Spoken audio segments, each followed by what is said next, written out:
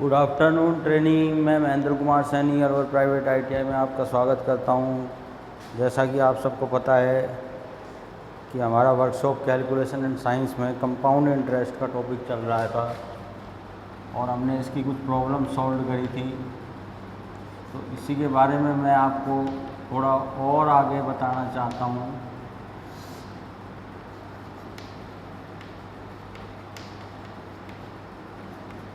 चक्रवृद्धि ब्याज के रूप में थोड़ा और आगे डिस्कस करना चाहते हैं। यदि हमें सक्सेसिव परसेंटेज चेंज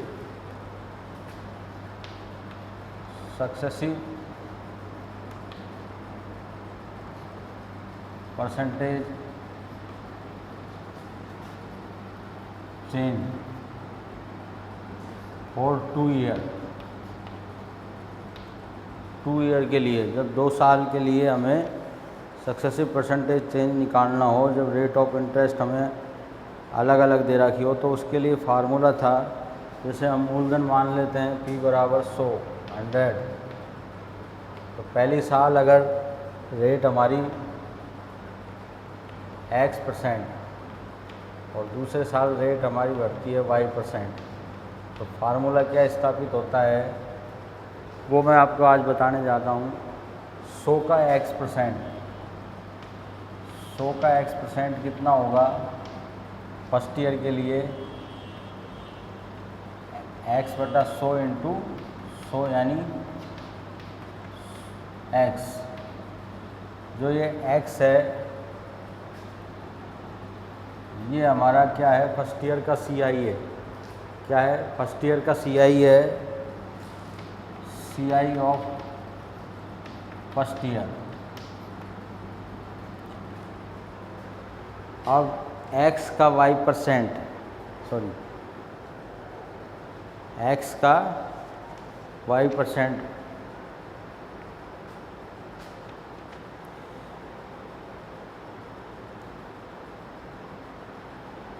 तो नया प्रिंसिपल क्या बन जाएगा? अपना जो अमाउंट आएगा वो आ जाएगा 100 प्लस X मूलधन प्लस CI। तो ये हमारा सेकेंड ईयर का प्रिंसिपल होगा। क्या होगा? सेकेंड ईयर के लिए प्रिंसिपल।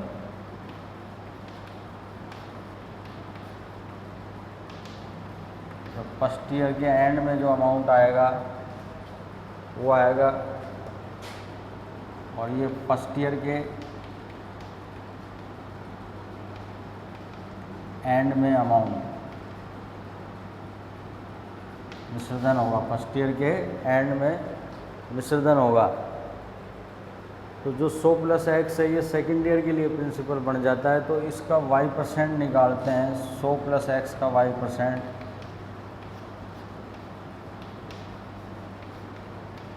तो क्या निकलेगा? Y/100 into 100 plus X। तो ये निकलेगा आपका 100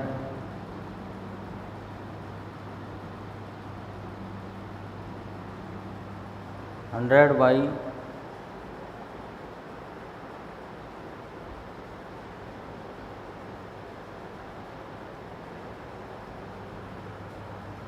100 से 100 कट जाएगा तो क्या आ जाएगा? Y plus XY by 100। ये जो आ गया हमारे पास में, ये आ गया सेकेंड ईयर का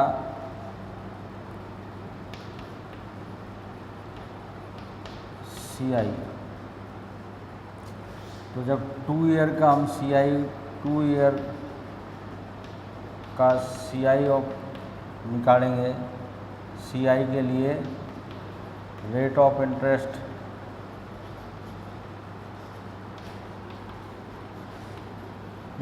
निकालेंगे, जो कि क्या कहलाएगी? Effective rate of interest.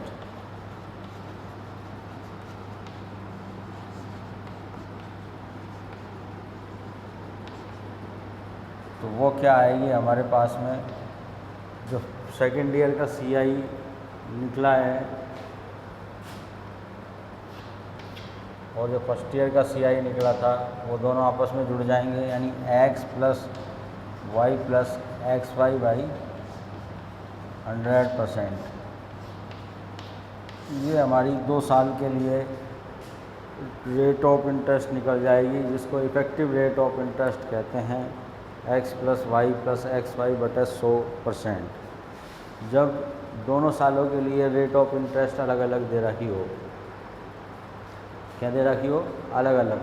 अगर रेट ऑफ इंटरेस्ट सेम है, रेट ऑफ इंटरेस्ट सेम है मतलब आर बराबर आपको x% ही दे रखा है, आर बराबर क्या दे रखा है, x%। तो 2 साल का जो रेट ऑफ इंटरेस्ट आएगा 2 ईयर का, 2 ईयर का रेट ऑफ इंटरेस्ट क्या आएगा,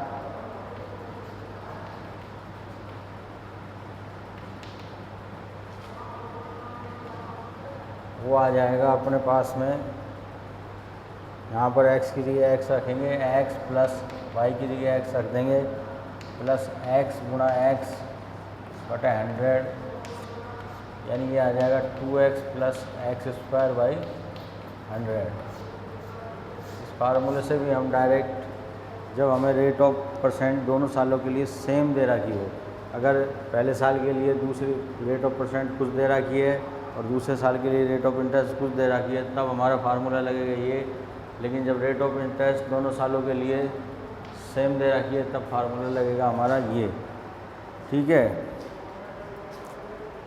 तो जो 2 साल का CI2 है वो क्या आ जाएगा अपने पास में, 2x प्लस एक्स स्क्वायर बटे 100%। और SI2 क्या हो जाएगा 2 साल का, x प्लस वाई %। दोनों सालों की जुड़ जाएंगी, यानी x प्लस एक्स, अगर x प्लस एक्स है तो x प्लस एक्स यानी 2x% हो जाएगा। अब इन दोनों का अंतर निकालना है, अंतर की परसेंटेज निकालनी है अपन को, दोनों के अंतर की। तो इसमें से इसको घटा देंगे, 2x प्लस एक्स स्क्वायर बटे 100 माइनस 2x, 2x से 2x कट जाएगा तो ये आ जाएगा एक्स स्क्वायर बाई 100। 2 साल के CI और 2 साल के SI में अंतर का परसेंटेज का रूल आ जाएगा, इससे हम परसेंटेज निकाल सकते हैं 2 साल की। तो ये फार्मूला मैंने आपको पहले ही बताया था और अब दोबारा बता रहा हूँ। इससे हम 2 साल के लिए CI और SI की rate of effective rate of interest निकाल सकते हैं अंतर की। तो वो कितनी आ जाएगी आपके पास में, एक्स स्क्वायर बटे 100%। कितनी आ जाएगी, एक्स स्क्वायर बटे 100%। जैसे एग्जाम्पल लेते हैं हम, इसका स्क्रीनशॉट ले लेना। जैसे एग्जाम्पल लेते हैं हम एक,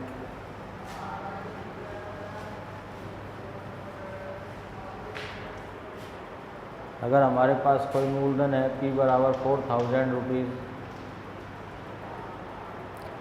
और रेट ऑफ इंटरेस्ट हमारे को दे रखी है 25%। कितनी दे रखी है, 25%। तो हमारे को अगर CI2 और SI2 में डिफरेंस ज्ञात करना है तो हम डायरेक्ट कैसे ज्ञात कर सकते हैं, इस फार्मूले से। तो CI2 SI2 का रेट ऑफ इंटरेस्ट क्या निकलेगा, एक्स स्क्वायर बटे 100। यहाँ एक्स की जगह क्या आ जाएगा 25 का स्क्वायर बटे 100, ये आ जाएगा 625 बटे 100, यानी 6.25%। क्या आ जाएगा, इफेक्टिव रेट ऑफ परसेंट कितना आ जाएगा, 6.25%। 6.25%। अब हम निकाल सकते हैं CI2 और SI2, 4000 रुपये का 6.25% कितना होगा, तो आप निकाल सकते हो 6.25 बटा 100 इंटू 4000। 2 जीरो से 2 जीरो कट गई, 0 4 5 20, 2 हासिल 4 दूनी 8 और 10, 1 हासिल 4 सिंह 24 और 1 25। ये पॉइंट से कट गया तो ये कितना आ गया, 250 रुपये आ गया। CI2 और SI2 का अंतर क्या आ गया, 250 रुपये आ गया। इस तरह से हम इसको डायरेक्ट भी निकाल सकते हैं। ठीक है, क्या निकाल सकते हैं, डायरेक्ट भी निकाल सकते हैं।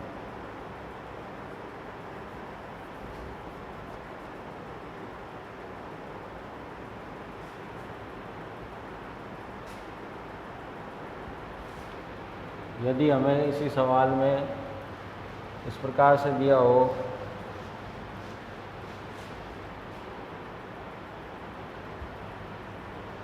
मूलधन हमें ज्ञात करना हो, रेट ऑफ इंटरेस्ट आपको दे रखी है 30% और CI2 और SI2 का अंतर आपको दे रखा है 8.1। कितना दे रखा है? 8.1 रुपीज़। तो मूलधन ज्ञात करना है। तो मूलधन ज्ञात करने के लिए हम यही फार्मूला लगा सकते हैं, CI2 माइनस SI2 की हम रेट ऑफ इंटरेस्ट निकाल लेंगे x²/100% से। तो ये कितनी आ जाएगी आपकी 30/100। 30 का स्क्वायर कितना होता है? 3 या 900/100 यानी 9%। कितनी आ गई? 9%। और 9% की वैल्यू कितनी दे रखी है? 9% की वैल्यू कितनी दे रखी है? 8.1 रुपीज़। 9% की वैल्यू कितनी है? 8.1 रुपीज़। तो 1% की कितनी हो जाएगी? 8.1/9 रुपीज़। तो 100% की कितनी हो जाएगी? क्योंकि मूलधन अपने आप में 100% होता है, ये आप सब जानते हैं। 8.1/9 × 100, तो ये हो जाएगा 9 से कट जाएगा 0.9981 × 100। 900 एक पॉइंट लगाया 0 यानी 90 रुपये हमारा मूलधन आ जाएगा। कितना आ जाएगा? 90 रुपये हमारा मूलधन। इस तरह से हम ज्ञात कर सकते हैं।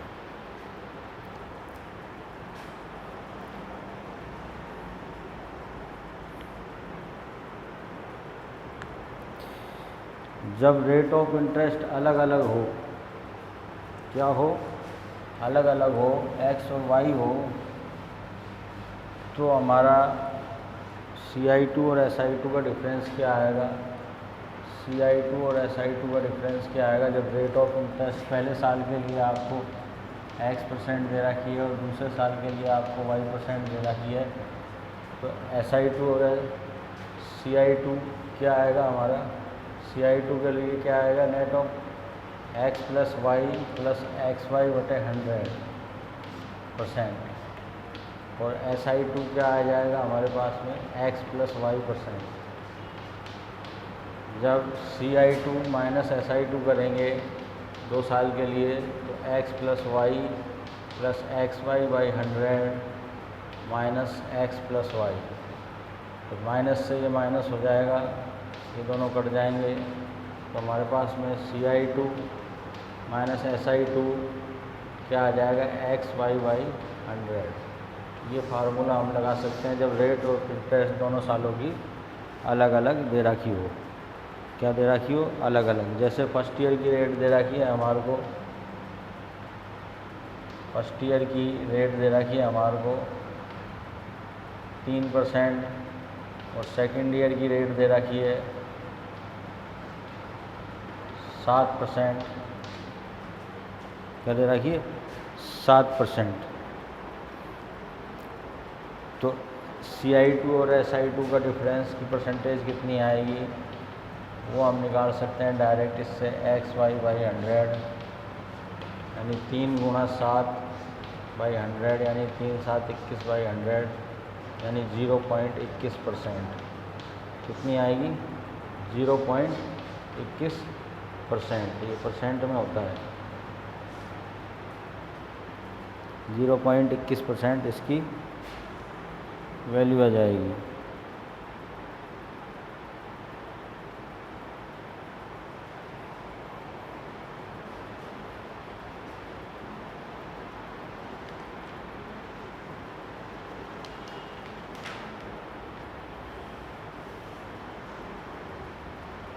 तीन साल के लिए हमने बता दिया था।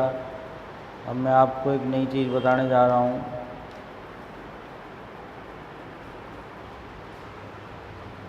नई चीज़ क्या है देखिए,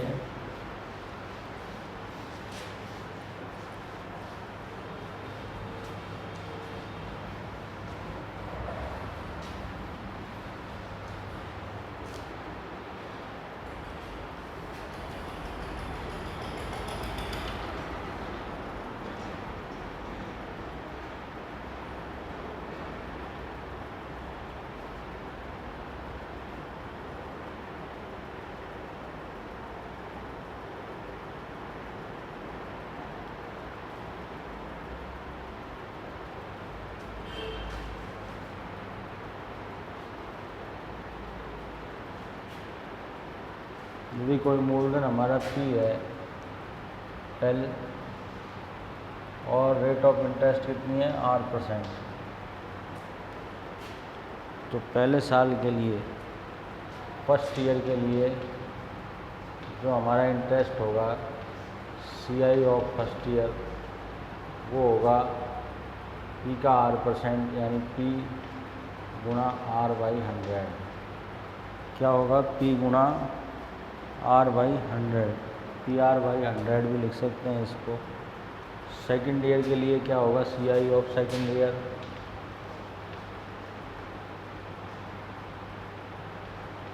PR/100 यही होगा, लेकिन इसका भी R% निकलेगा तो ये हो जाएगा PR/100, इसका R% निकलेगा तो R/100, यानी ये हो जाएगा PR/100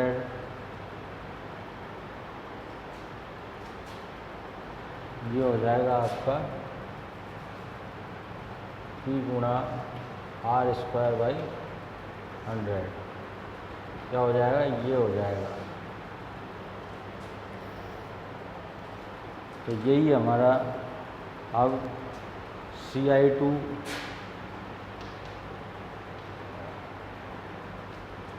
हमारा क्या हो गया? CI2 हमारा क्या हो गया? CI2 हमारा क्या हो गया भाई? CI2 हो गया हमारा, इन तीनों को जब जोड़ेंगे तो ये तो आ जाएगा आपका 2PR/100 और ये आ गया आपका PR/100 और SI2 क्या आएगा हमारे पास में? SI2 आएगा 2PR/100, 2PR/100। तो इनका डिफरेंस क्या आ जाएगा? CI2 माइनस SI2, इसको हम D बोलते हैं, D से डिनोट करते हैं डिफरेंस को। तो इसमें से इसको घटा देंगे, 2P गुणा 2R/100 प्लस P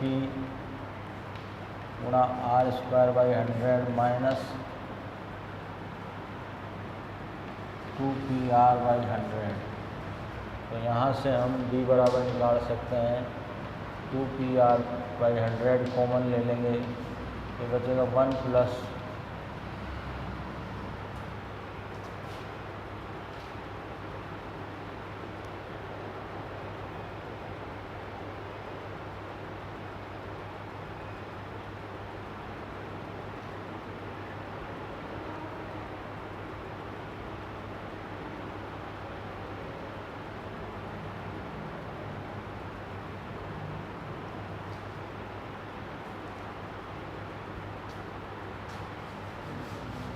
फार्मूला जो बनेगा आपका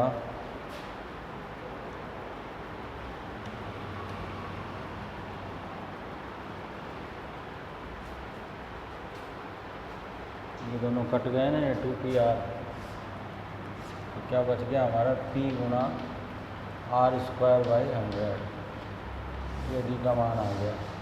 यही किसके बराबर है? CI2 माइनस SI2 के डिफरेंस के बराबर।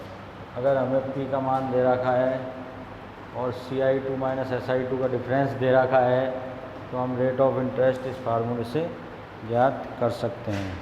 जैसे फॉर एग्जांपल आपको मूलधन P बराबर दे रखा है 1500 रुपये,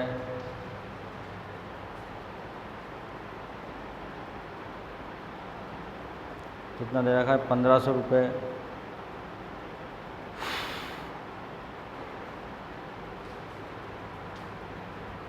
रेट ऑफ इंटरेस्ट दे रखी है आपको 12%, तो हम डायरेक्ट CI2 माइनस SI2 का डिफरेंस इससे ज्ञात कर सकते हैं, जिसको D से डिनोट करते हैं। D बराबर P गुणा R²/100। इस फार्मूले से भी हम निकाल सकते हैं 1500 इंटू 12 का स्क्वायर बटे 100। 2 जीरो से 2 जीरो काट दो तो D बराबर आ गया 15 गुणा 144।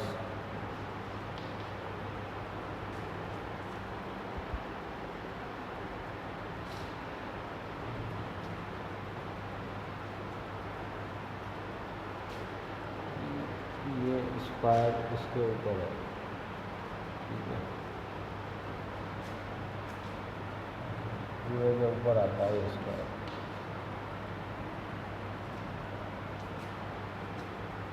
पूरे के ऊपर स्क्वायर लगेगा,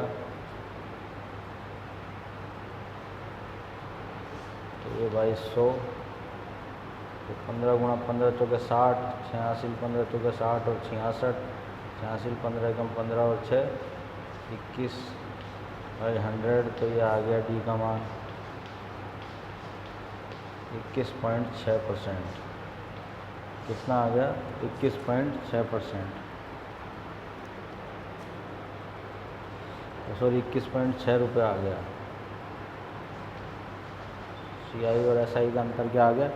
21.6 रुपये। इसको हम ट्री मेथड से भी कर सकते हैं, रेशो मेथड से भी कर सकते हैं। Golden ratio method. Golden ratio method क्या है? मैंने बता दिया था आपको, 2 साल के लिए गोल्डन रेशो 2:1। क्या है? 2:1। 1500 का 12%, 12 पंजू 60, 6 12 कम 12 6 180 रुपये। लेकिन हमको इससे मतलब नहीं है, ये होता है अंतर 2 साल के CI और SI में अंतर। तो 180 का 15% निकालेंगे, 12% निकालेंगे, 12 8 96, 9 12 कम 9 21 बटे 10, तो कितना आ जाएगा? ये 21.6। यही हमारा जो होता है वो CI2 माइनस SI2 होता है। जैसे हमने इस फार्मूले से निकाला, रेशो मेथड से इस तरह से निकाल सकते हैं, ट्री मेथड से इसको निकाल सकते हैं। पहले साल के लिए 180, दूसरे साल के लिए भी 180, 180 का 15% 21.6। यही हमारा क्या होता है? 2 साल का CI2 माइनस SI2।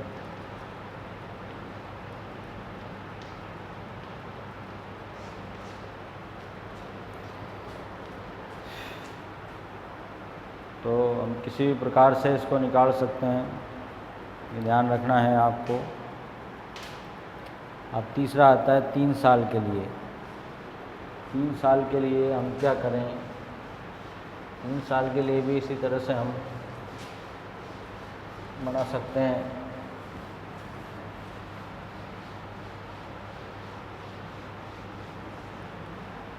तीन साल के लिए हम इसी प्रकार से बना सकते हैं। कोई मूलधन है P और दर है हमारी 8%, तो P का फर्स्ट साल के लिए P का 8%, P का 8% क्या हो जाएगा? यहाँ से 8% क्या हो जाएगा? PR/100। फर्स्ट साल के लिए हो गया। सेकंड साल के लिए, फर्स्ट साल के लिए SI और CI सेम होता है।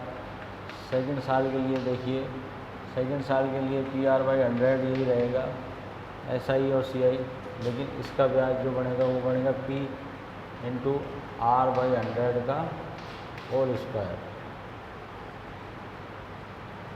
और थर्ड साल के लिए बनेगा PR/100, ये हो जाएगा 2P R/100 का स्क्वायर, दुगुना होता है इसका, आपको पता है। फिर इसका हम R% निकालेंगे तो वो आएगा पी गुणा आर बाई 100 का होल क्यूब। ये 3 साल के लिए हो गया। क्या हो गया? 3 साल के लिए। यहाँ 8% चल रही है, आपको पता है ब्याज कितना चल रहा है, 8%। तो डी बराबर क्या आ जाएगा? CI3 minus SI3। इसको हम डिफरेंस बोलते हैं 3 साल के चक्रवृद्धि ब्याज और सरल ब्याज में अंतर। तो 3 साल का जो चक्रवृद्धि ब्याज है वो कितना हो गया? 3 साल का चक्रवृद्धि ब्याज कितना हो गया? तो ये डिफरेंस क्या होगा? ये डिफरेंस होगा। क्या होगा? ये तो ये हो जाएगा 3p आर बाई 100 का होल स्क्वायर और प्लस p आर बाई 100 का होल क्यूब। तो यहाँ से अगर हम p कॉमन ले लें तो अंदर चला जाएगा 3r बाई 100 का whole square plus r by 100 का होल क्यूब। तो हम इसको लिख सकते हैं d बाई पी के रेशो के रूप में 3r बाई 100 का whole square plus r by 100 का होल क्यूब।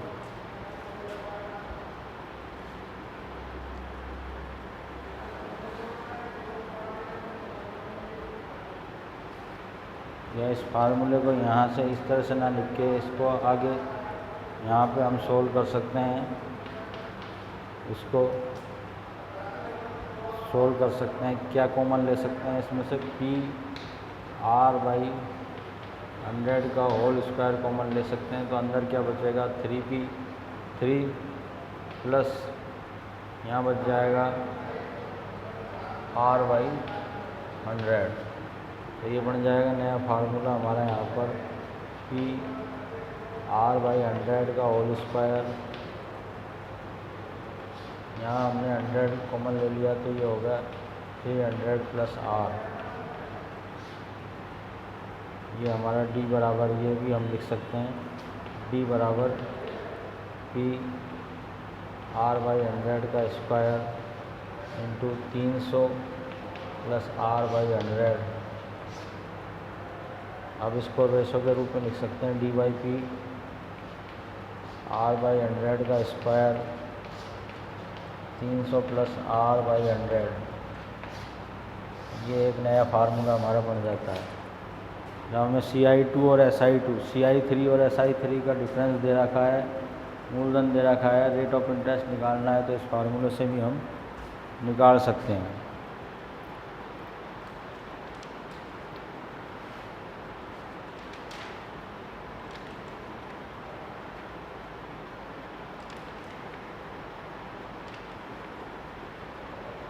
इसी फार्मूले को हम चेंज करके थोड़ा और सॉल्व कर लेते हैं।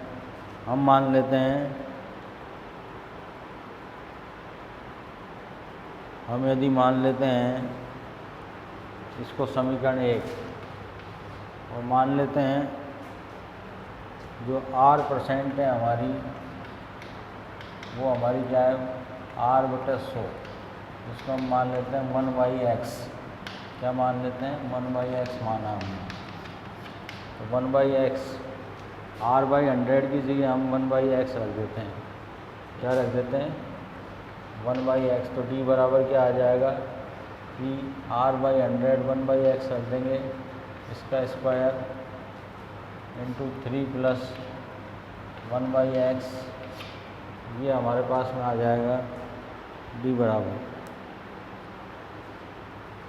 या d अपॉन p बराबर क्या आ जाएगा हमारे पास में? 1/x का होल स्क्वायर 3 प्लस 1/x।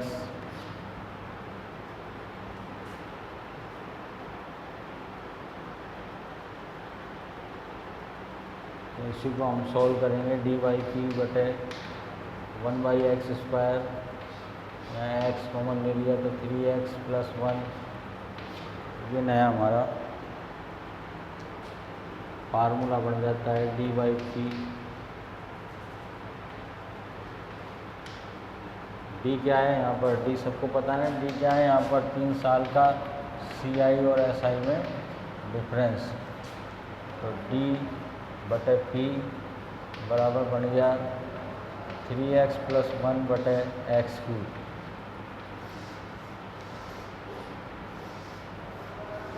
इससे भी हम रेट ऑफ इंटरेस्ट ज्ञात कर सकते हैं। x की वैल्यू ज्ञात हो गई।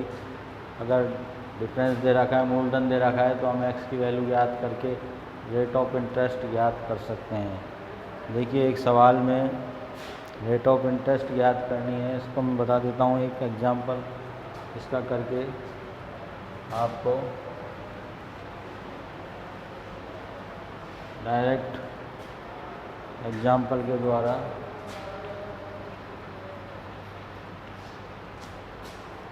हमारे को मूलधन दे रखा है 5,000 रुपये। क्या दे रखा है, 5,000 रुपये।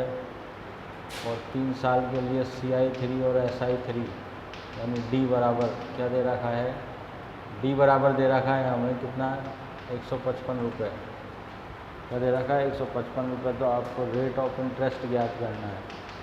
क्या ज्ञात करना है, रेट ऑफ इंटरेस्ट। तो हम डायरेक्ट ये फार्मूला लगा सकते हैं।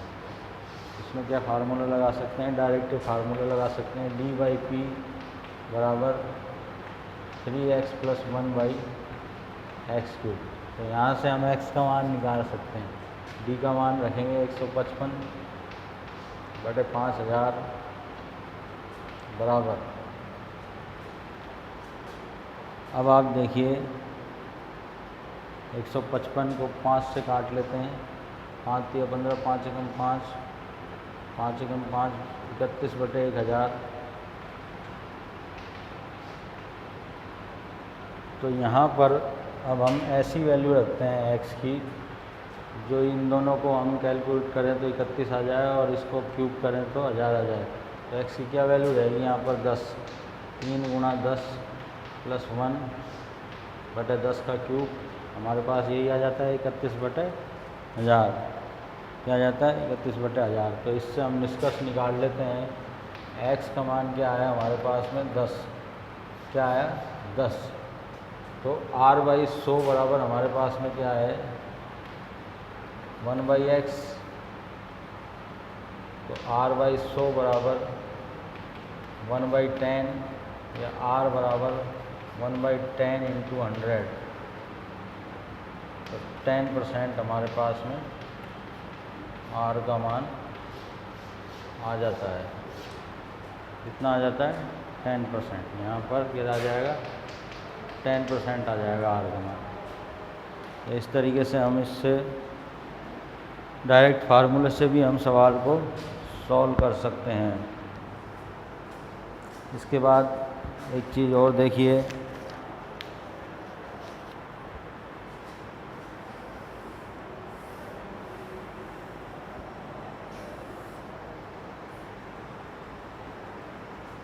एक फार्मूला और स्थापित करना बताता हूँ मैं आपको।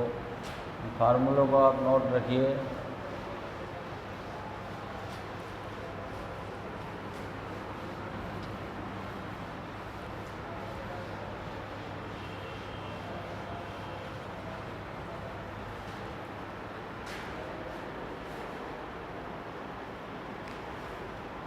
यदि 2 साल के अंत में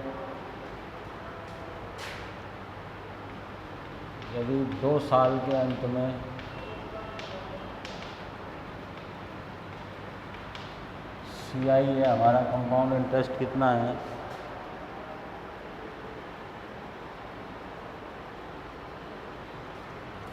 CI2। और 3 साल के अंत में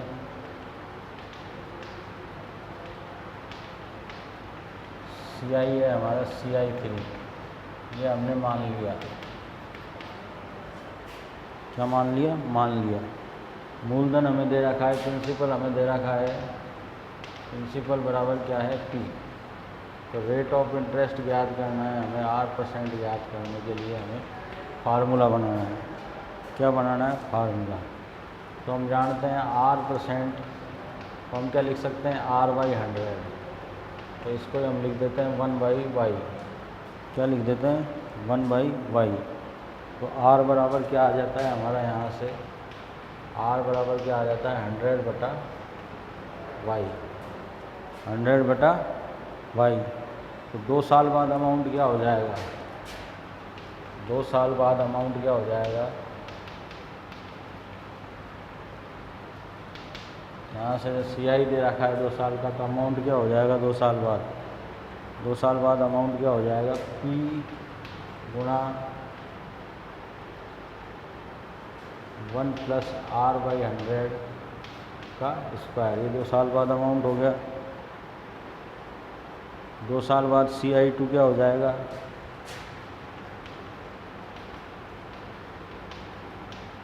CI क्या हो जाएगा, यानी CI2 क्या हो जाएगा P गुणा P1 + 1 + R/100 का स्क्वायर माइनस P। 3 साल बाद का CI,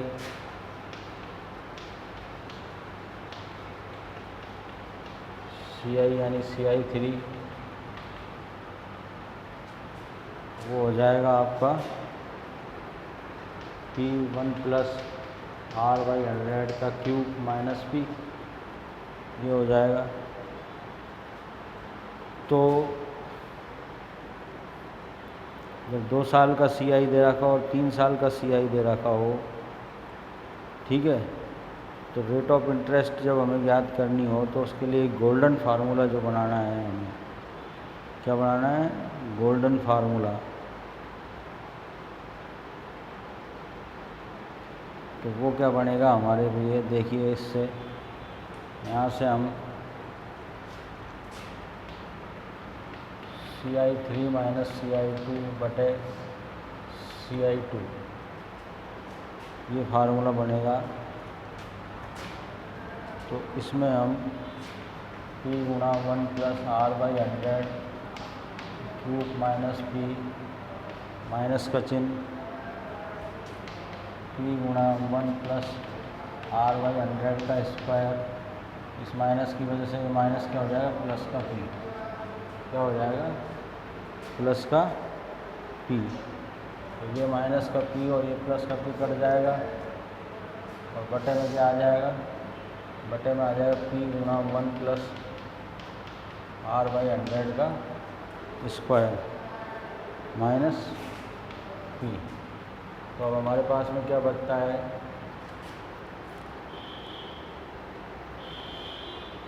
क्या बचता है हमारे पास में, P गुणा 1 + R/100 का क्यूब माइनस P गुणा 1 + R/100 का स्क्वायर।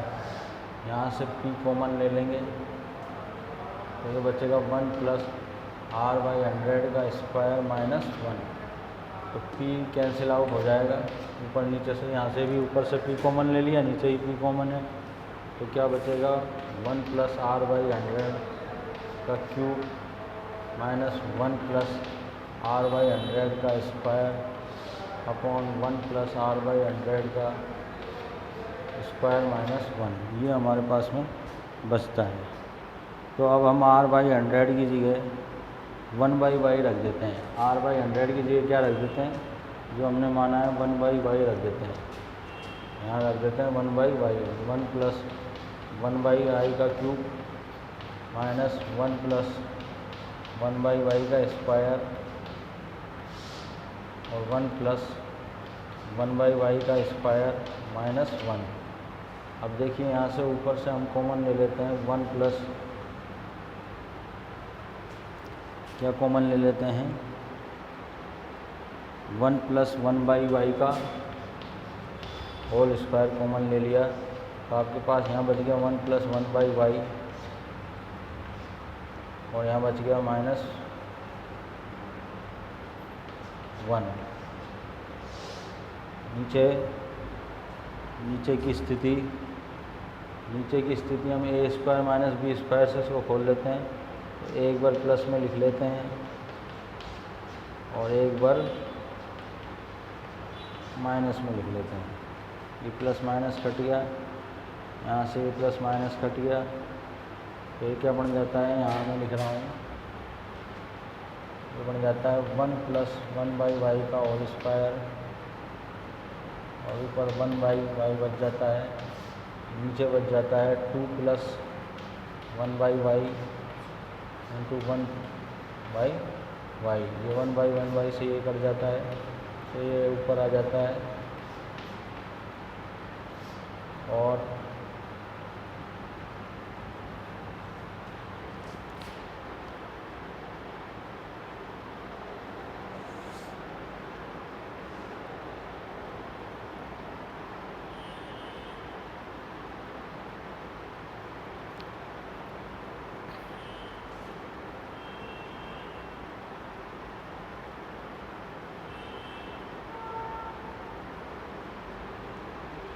इसको थोड़ा सॉल्व कर लेते हैं अपन। ये y लघुत्तम ले लिया, ये बन गया 1 + y/y का होल स्क्वायर, और इसी प्रकार से यहाँ पर y लघुत्तम लेके तो ये 2y + 1,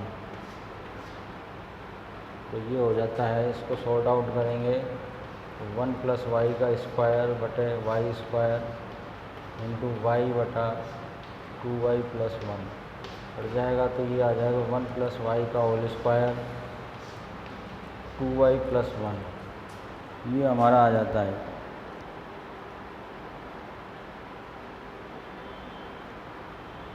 यहाँ y बच जाएगा, तो ये y इससे गुणा हो जाएगा।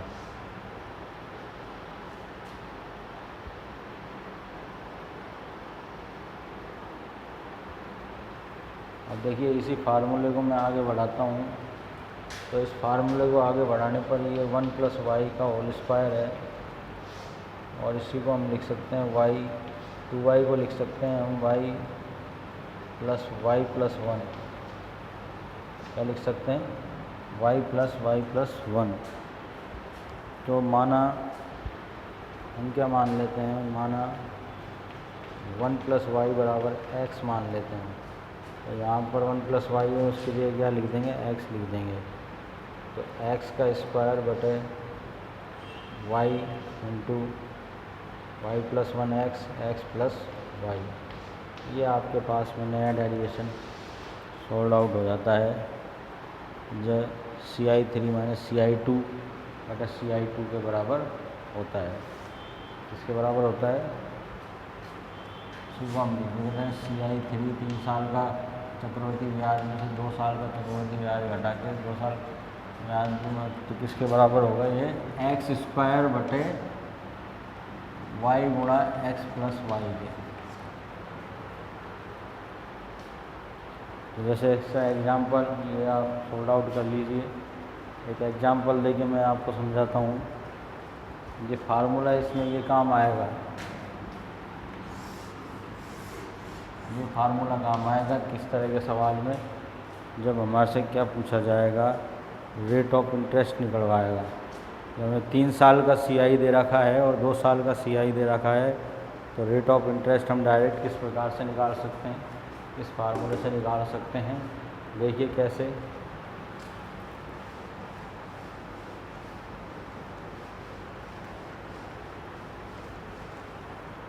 कैसे निकाल सकते हैं। 3 साल का CI मानो आपको दे रखा है 381, और 2 साल का CI आपको दे रखा है 234। तो रेट ऑफ परसेंट आपको ज्ञात करनी है, तो डायरेक्ट आप ये फार्मूला लगा सकते हैं, ci3 - ci2 बटे ci2 बराबर क्या लिख सकते हैं, x² बटे y गुणा x + y। ये फार्मूला लगा सकते हैं डायरेक्ट। तो इस फार्मूले में हम से हम मान निकाल सकते हैं। ये मान रखेंगे इसका 381 - 234 बटे 234 बराबर x² बटे y गुणा x + y। अब देखिए यहाँ जो संख्या बनेगी वो पूर्ण वर्ग संख्या बनेगी। 381 में से 234 घटाए, 381 में 234 घटाए तो बचे 147 बटे 234 बराबर x² y गुणा x + y। अब ये जो संख्या बन रही है ये क्या है, पूर्ण वर्ग है, परफेक्ट स्क्वायर बनेगी। क्या बनेगी ये, परफेक्ट स्क्वायर बनेगी। तो इसको काट लेते हैं हम, 7 से काट लेता हूँ, नहीं 7 से नहीं, 3 से काट लेता हूँ। 3 चौके 12, 3 नाम 27, 3 छिंग 18, 3 7 21, 3 8 24। तो ये बन गई 49/78। ये जो वैल्यू है ये परफेक्ट स्क्वायर बनेगी इसकी स्क्वायर की जगह, एक्स स्क्वायर बटे वाई बटे एक्स प्लस वाई। ठीक है, तो इसको हम लिख सकते हैं 49/78 बराबर ये 7 का स्क्वायर। क्या लिख सकते हैं, 7 का स्क्वायर 49 है, ये 49 आ गया इधर रेशो में। तो यहाँ क्या लिखें हम, 78 आ जाए। तो हमारे पास में x का मान तो 7 है, 7 में कितना जोड़ें हम, 7 में कितना जोड़ें, 6। तो y का मान कितना आ जाएगा, 6। तो 6 × 7 + 6, 7 और 6 13, 13 छिंग 78 और 7 7 49। तो ये आ गया। तो हमारे पास यहाँ पर y का मान कितना आ गया, 6। y का मान कितना आ गया, 6। यहाँ से हम y का मान निकाल सकते हैं। y बराबर क्या आ गया, 6। y बराबर 6 आ गया। तो अपन ने r/100 बराबर क्या माना था, 1/y। y का मान रख देंगे 6। तो r × 6/100, तो r का मान क्या आ जाएगा, 100/6। तो ये आ जाएगा हमारे पास में 16.66%, यानी 16 सही 2/3% आर की वैल्यू। इस प्रकार से हम आर की वैल्यू निकाल सकते हैं इस फार्मूले से जो हमने अभी ड्राइव करके आपको बताया है।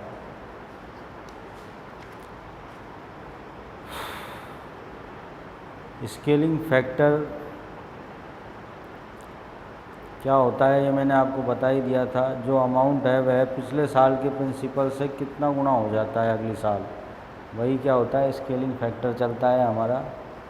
ठीक है, ये टॉपिक हम बाद में कराएंगे आपको अगली टर्न पर। आज के लिए इतना ही काफ़ी है,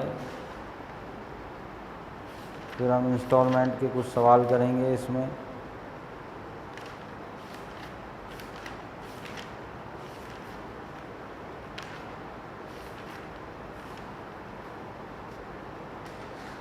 okay, thank you very much.